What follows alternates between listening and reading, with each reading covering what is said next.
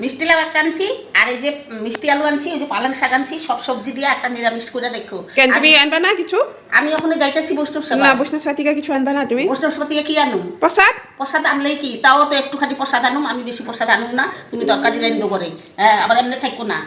এই যে প্রসাদের কথা, তার মানে আমি বেশি করে প্রসাদ নিয়ে আমু, তারপরে রান্ধবেন না তিনি। কি করবা তুমি বই থেকে? আনবা না একটু প্রসাদ? একটু প্রসাদ আনি কিনা আমি জানি না, ওরকম কি মানুষ, এখন আমি যাইতাছি। যদি পারি তা আনুম, না আনি না, তুমি ঘরে রান্ধো। হ্যাঁ, না রানলেই তো ভালো, আমি না থাকলেই তো ভালো পাও। তো খাও রান্দা, ওখানে যে রান্ধ। রান্নাই আছে আমার। হ্যাঁ, তোমার রান্না আছে, তোমার হয়ে গেছে। ও তার মানে আমি যাইতেছি, তোমার আর কোনো কাজ নাই এখন। তুমি কালকে বলবে- মাছ আছে, সকালে ছানার তরকারি আছে, আর কি রান্নুম আমি? ও তো সকালের ছানার তরকারি মাছ আছে, এখন তুমি কিছুই রান্না না, বইয়েই থাকবা। যদি আমি ওখান থেকে আয় পড়ি তাড়াতাড়ি, তখন রাত্রেও তো রান্না লাগবে। তোমার রান্না আলু সিদ্ধ করো, বানাই দিব তোমার। রান্না করো। কই হ্যাঁ, রাখো? ঠিক আছে, রান্নুম। রান্নুম। বাবলে রাত্রে কথা রান্না এখনই করলেই চিন্তা। তার মাথা গরম হয়ে যায়। আমি যে বাজার থেকে আমু সব কাটুম টুটুম সব কিছু কইরা আবার রান্না করেও দিমু, তারপরে হ্যাঁ কি ভালো হয়েছে, আরেকটু দাও না, আরেকটু দাও না। হ্যাঁ, তখন এই কথা। আমি এখন যাইতেছি, আমার ওখানে ডিস্টার্ব করো না, আমি ওখানে বৈষ্ণব সবাই যাইতেছি।